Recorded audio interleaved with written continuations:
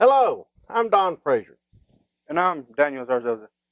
and this is Historical Trends.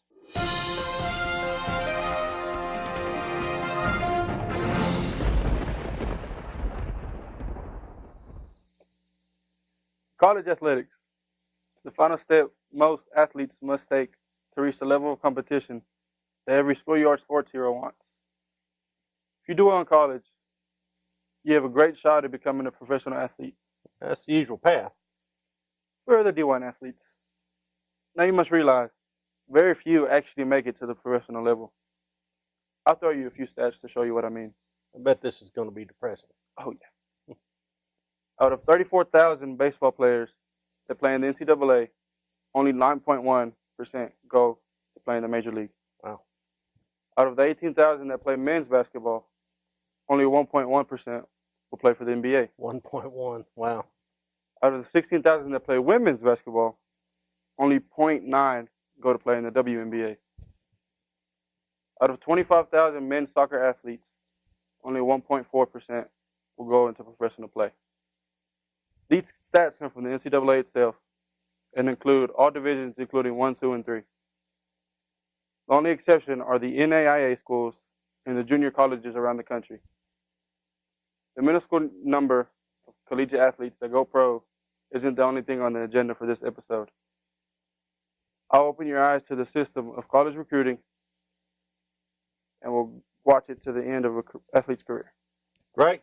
I bet we are going to learn that college sports can, in many cases, be considered professional sports. I wouldn't promise too much, Dr. Frazier. But I will take you on a historical journey about college athletics. Historical journey. All right, that's what we'll do when we come back from this break.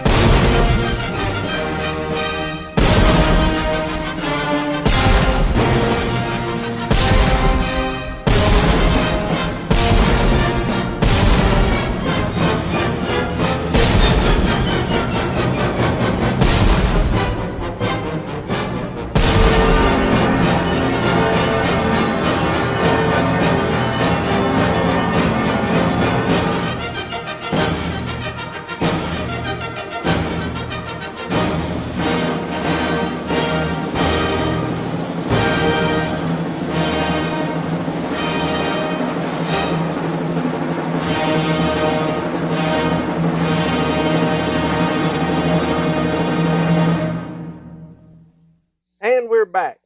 Daniel, take us down memory lane, at least as far as it relates to college athletics. Yes, sir. Let's start with the history of recruitment. With the inception of the NCAA in 1906, also known then as the Intercollegiate Athletic Association of the United States, the bylaws of the organization had one rule on college recruitment. It wasn't allowed. Just can't do it. No, sir. Okay. Schools were expected to draw their athletes from the student body of the campus. Wow. So essentially, if you had a big moose guy in your algebra class, you'd try to recruit him onto the team. Oh, yes, sir. You've got to be kidding. College sports was supposed to be, I guess, an organic outgrowth of the school student body. Yes, of course. But most schools never followed these rules. Of course not. The challenge was, what could you give your athletes? Athletic scholarships simply were not part of the process. Really? Okay. The idea of giving a student financial aid based on his athletic abilities was considered blasphemous and unethical. I can see that. Assisting the financial needs of the students due to their athletic ability was the same as paying the young athlete a salary. It's essentially professional athletics. Basically, with the lack of these scholarships, a lot of coaches and programs did a lot of under-the-table payments. What I'm talking about is there was job offerings, coaches' allowances, and sometimes even signing bonuses for these athletes. Of course, these offerings were illegal by NCAA rules. The NCAA was growing tired of the athletic black market type shenanigans, but did nothing to stop it for several decades. In 1935, the Southeastern Conference was the first to take a step in trying to solve this matter. The Southeastern Conference, that's pretty funny because usually they're the guys that are violating it. All right. That's a different topic. Yeah. To solve this problem, they gathered many leaders from the Southeastern in search of a way to prevent the illegal going-on. The leaders of the SEC voted and passed that the schools in the conference were now going to be allowed the opportunity of paying tuition, room, and board for their recruits. Okay, so they're buying them now. Pretty much. Okay. Kentucky Athletic Director Chet Wynn said to the Associated Press, "This is a progressive step and places the Southeastern above most conferences in the country." Yes, sure it is. So the good old Southeast Conference was a trailblazer in paying student athletes to compete. It seems so. Then, in 1948, the NCAA joined in too and passed the so-called Sanity Code. The Sanity Code, okay. This allowed schools to pay tuition for athletes and also prohibited the school from taking the scholarship away if the athlete no longer wanted to play the sport. Or was injured, perhaps? That too. That is Okay. included. With this new law, coaches were now allowed to recruit legally. However, they were not allowed to give financial aid themselves. So they couldn't pay for it out of their own pocket. No personal money. All right, so you mean coaches might have been paying a kid on the side out of their own salary or out of their own athletic budget, something like that? Most definitely. Wow. Perhaps using other people's money, Like booster clubs money. booster clubs. Okay. Well, time passes, and the NCAA wants to know if the schools are following their laws. So they sent out a questionnaire to all schools in the country. Are you following our laws? Why, yes, I am, check. After review, the NCAA found that 7 schools were not following the laws and they were still recruiting illegally. Say it ain't so. These schools were known as the Sinful Seven, The Sinful Seven. and at the 1950 NCAA convention, the vote to expel these schools was rejected due to the lack of majority vote. But I thought they were sinful. Oh, well. The schools included were Villanova, Maryland, Boston College, Virginia, Virginia Tech, the Citadel, and VMI. Wow, 2 military academies in there. That's interesting. The crazy thing is, out of the 7 schools, only 1 was a real powerhouse in college football. Yeah, I was about to say you usually don't hear about No. the schools. With this, the NCAA saw that the Sanity Code was a failure.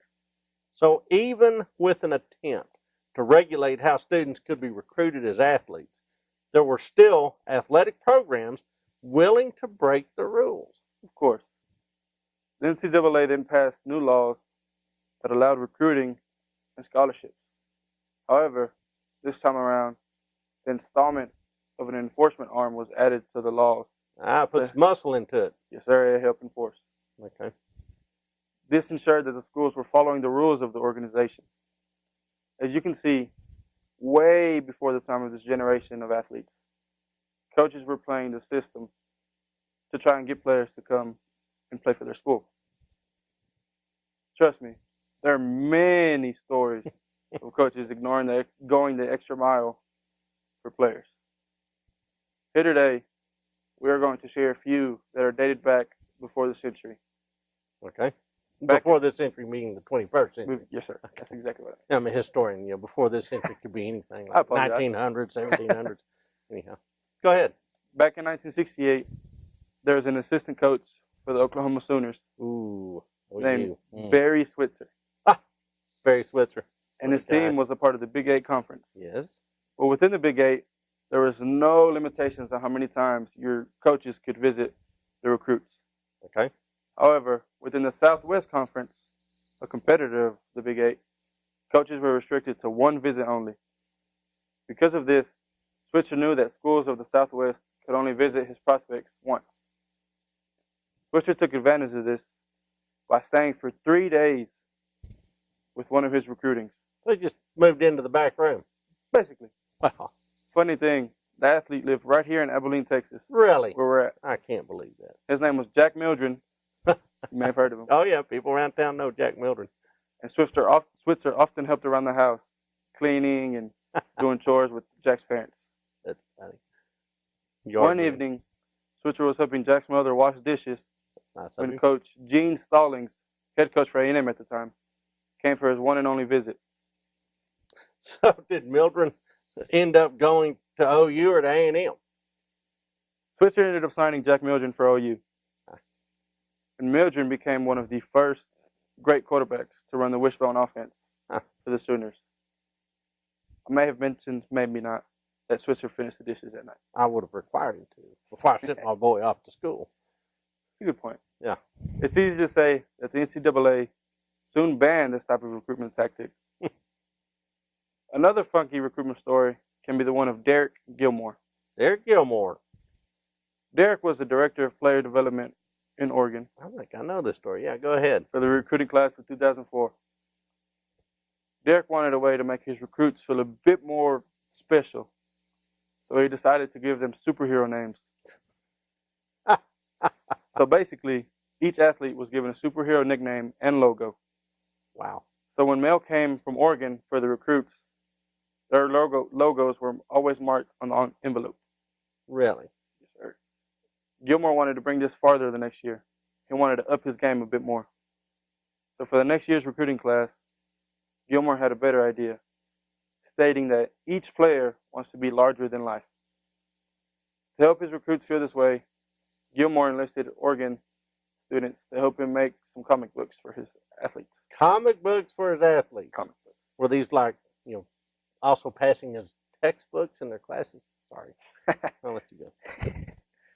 Gilmore got a list of his top 20 recruits, and he began making these comic books. Wow. Because of NCAA rules, coaches were only allowed to send letter-sized black and white pages to the recruits. Wow, that's pretty specific. They were pretty limited. So Gilmore decided to send his athletes one page a week. Therefore, as the months went on, the athletes got more pages for their books. When the recruits came on their visit, they had the full color-filled comic book waiting on them. Did they color them themselves? No, of So course they were not. being mailed coloring books. Each book had different stories, but all had the same outcome. The athlete would lead the Ducks to a national championship while also winning the Heisman. Well, of course they would. Absolutely. So it's essentially write your own story. Basically. Nice. Of course, this helped the Ducks land several prospects. And talented coloring book people. One of the prospects is now known as Jonathan Stewart, What was an he NFL known running then? back. He's now known as Jonathan Stewart. What was his name back then? Jonathan Stewart, Oh. college running back. But maybe he had a superhero name, Oh, Like- yeah. like Super Arm or something like that. Oh well, sorry. So he's an NFL running back now. Yes, sir. He Okay. played. He didn't lead the Ducks to a championship, but he did become the school's second highest leading rusher. So that means he had to rip that page out of his coloring book. Wow, that sounds like an awful lot of work and time. But I will tell you, in all the recruiting stuff that I've seen come across my kids, in the mail, they are sending out more and more elaborate stuff, even for non-athletes. Yes, So the question I have for you is, what superhero would you have been? You have to have a magical power. I have to take some thought into And that. oh, come on, you don't know what superhero you'd be? It's something to do with strength and being big. Yeah, and kind of, I'd be the Hulk, I guess. the Hulk. I like that. All right, sorry. Well, these comic books were definitely a lot of work. Yeah, I imagine. The 3 students making the comic books for each of the recruits had plenty of work to do on their own when they weren't having to worry about these comic books they had to make. Dear Mom and Dad, I love college. What I'm doing is making comic books for athletic recruits. Wow. All right, please. I guess I got experience in animation or something. Yeah, that's it, maybe. They're working for Disney now. There isn't much into the struggles of these young students, but to help put this into perspective, as a recruiter, you strive to be the best recruiter of the country. Sure. You make your way all over the United States to make these players feel special, to sell your program and Sure. team as being the best and proving that it's better than any other out there. The number of recruits you try to land for your program is a lot bigger than just 20. So to think about it, only 20 athletes were getting these comic book made. That had to be a lot of work for these That was a for these lot 3 of- students. Yeah, a lot of work and a lot of attention for 20 folks. Wow. These students had their works cut out for them, and I cannot tell you, because of the lack of info, if they were ever actually rewarded for their time. Dan, this run down memory lane, at least in terms of the NCAA, is sure torturous and somewhat bizarre, and certainly is an interesting pathway to Saturday athletics, Saturday football in my case, on TV, which is, in my opinion, still professional athletics. So it's kind of a bizarre trip. It sure does, Dr. Frazier. We often look back at history to remind us of the ways certain things didn't work, I certainly do. of certain actions that our athletes took before that were mistakes that we should never do again. Like the comic books? Yeah. I'm stuck on that comic book thing. The crazy thing is, you can look into college athletics today and still find very recent scandals that took place during this century. Yeah, this is going to be kind of icky. All right, why don't we hear about a few of these and see some that may refresh our memories as how this works. Sure, we'll do that right after this break. Great. It all started on Valentine's Day in 1986 when a poor but honest theological student was trying to win the heart of an aspiring pediatrician. He somehow stumbled on the recipe for this unique pie, baked her one,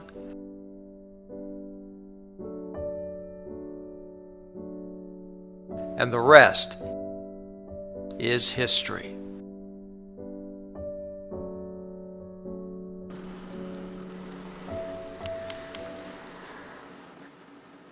Rejoice, my friend, for today the rare joy brought by this storied pastry is yours. Pie Masters, your favorite kind of pie. All right, we're back. And now we're going to discuss some of the juiciest and dirtiest secrets going on behind the scenes in some of the more recent college scandals. Juicy and dirty, I guess that's for the viewers to decide. Now, they'll decide it. But these actions were for sure taken behind the scenes. Yeah. I'm positive if you're a college football fan, you know who Art Briles and the Baylor Bears were. We're going here. We're going here. Art coached the Bears for 8 seasons. He helped Robert Griffin III get his Heisman. You're talking about RG3. RG3. My hero. He led the Bears to a Holiday Bowl championship. And the next year, he took the Bears on a historic run that almost landed in the Final Four to compete in the NCAA football playoffs. With all of this success going on, Briles had something going on under the table that would later come back to haunt him. In 2015, Briles went under fire after 2 of his players were being convicted of sexual assault. Yikes. And another was being investigated for the same charge. Plenty of social media users have the reminder of the meme going around of a Baylor football player standing for the coin toss looking as monstrous as possible. That player in that meme was Sean Oakman, the player that was under investigation at the time of this whole scandal. Wow. One case that hurt Briles was a running back, Devin Chaffin, who is said to have no disciplinary actions done to him from the school. So he got away scot-free. He got away. The reasons why are pretty clear. Briles and his fellow staff members knew of this assault committed by the young athlete, but never reported them. It has been reported that there were more players with the same circumstances that Coach Briles never reported while he was at Baylor. Therefore, the once great Coach Art Briles was terminated. Wow. So you're telling me he kept all of this under wraps his entire career at Baylor? Yes, sir. That's exactly how it went. So winning was more important than the damage being caused to these young women? To Coach Briles, I guess so. Well, and probably to the fan base. Probably to the trustees. I mean, how Maybe. far does this go? You're right. Wow. And once it was all uncovered, he definitely took a bite in the butt for hiding it. Yikes. Another more recent scandal occurred at the University of Louisville. Coach Rick Pitino, what would have been the highest paid coach for the 2017-2018 season, He actually survived a few scandals before this one he was terminated for. So he had a habit here. Yeah, He just finally got caught. basically. Okay. In 2009, he admitted to having sexual relations with the wife of his equipment manager. While icky, that's not a crime. It might not be a scandal, but I mean, it's dirty. It speaks to his character. All right. Sir. In 2015, a former staff member of the Cardinals arranged for prostitutes and strippers to seduce the current players and recruits. Wow. However, he wasn't fired for that. The scandal of 2017 was when Patino could not escape, though. I finally ran out of luck. Allegations against Coach Patino are accusing him of conspiring with the executive from Adidas, the brand which outfits the Cardinals, Of course. for offering the families of recruits six-figure payments.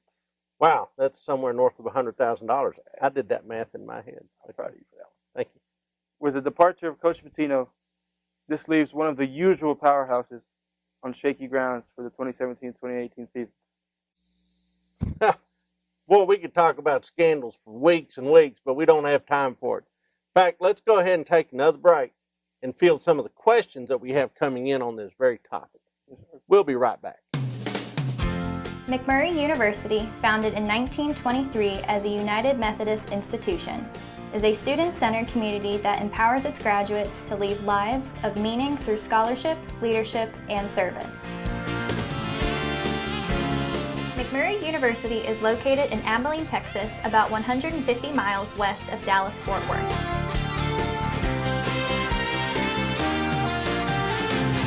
McMurry University has over 10,000 alumni living all over the United States, as well as in 11 different countries. With over 1,200 students, McMurry offers over 40 clubs and organizations and 19 NCAA intercollegiate sports.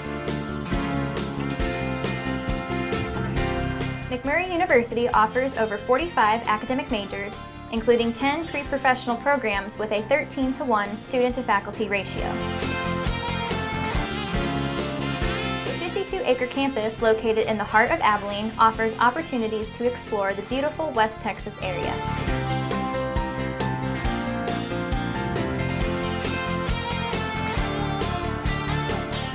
% of McMurry students receive financial aid. McMurry University was listed as number 18 on the list of best regional colleges west by the U.S. News and World Report in 2015.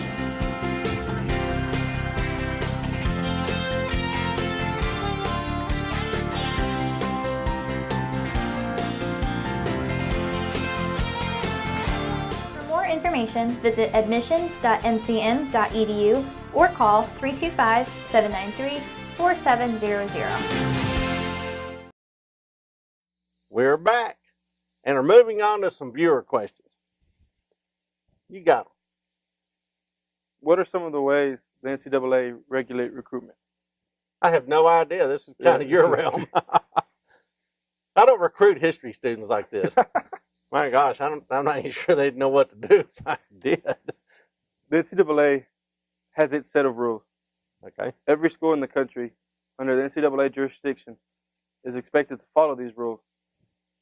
We know from history that isn't always the case. Yeah, I think we just went through some of that sordid history. The NCAA has an enforcement arm that when there is a school found not following the rules, it takes action in punishing this school. Now, when I was in college, the big scandal was the death penalty that was put on SMU. Essentially, they had to drop their whole football program for a while. Is that correct? For a couple of years, yes, sir. Yeah, that's amazing. So there is some enforcement.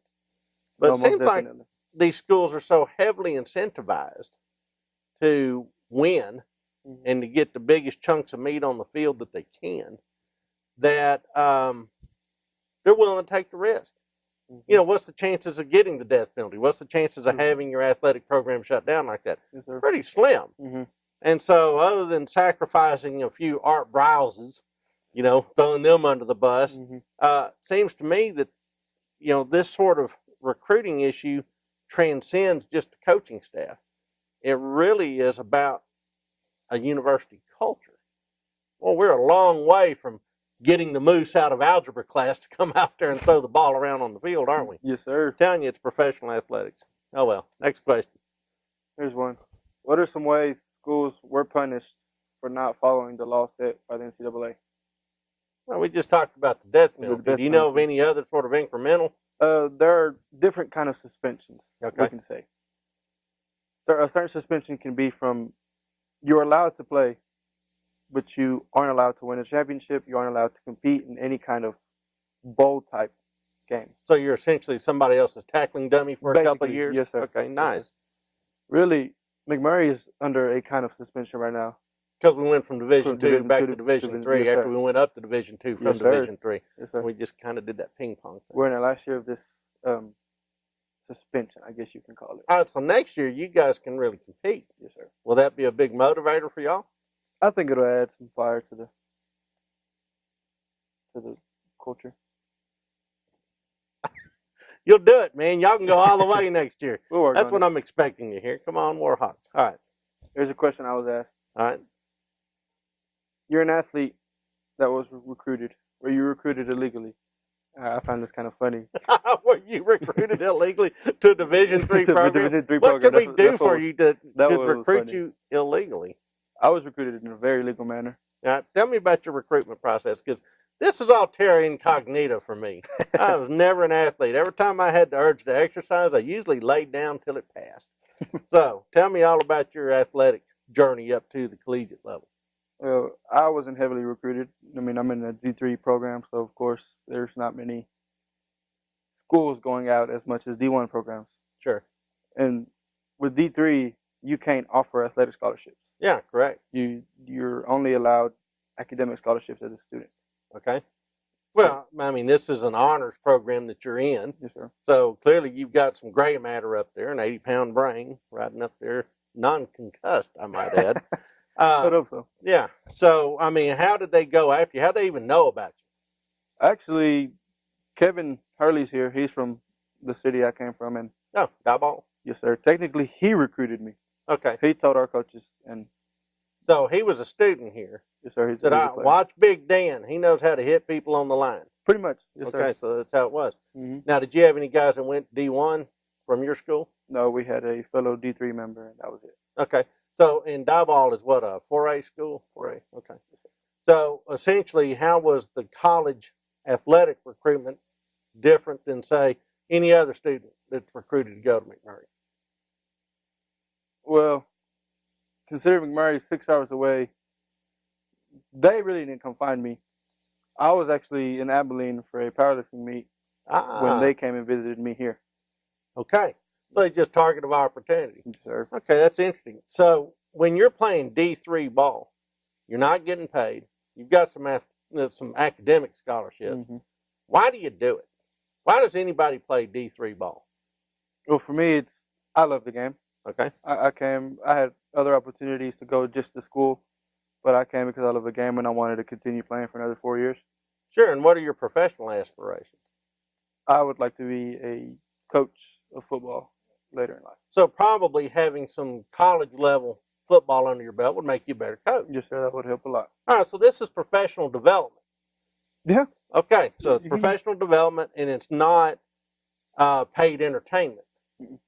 So they didn't come and say, "Look, we're going to give you, a scholarship, and our booster club's going to give you a car, and our coach is going to get you some pretty girls over here that have a lot of glitter on them."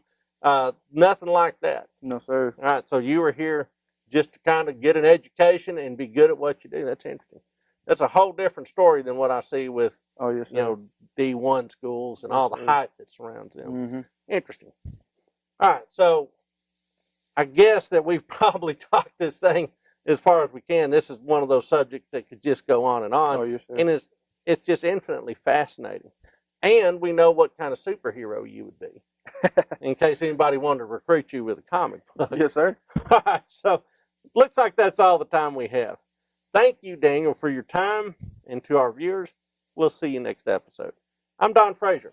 And I'm Dan Zarzosa. This was Historical Trip.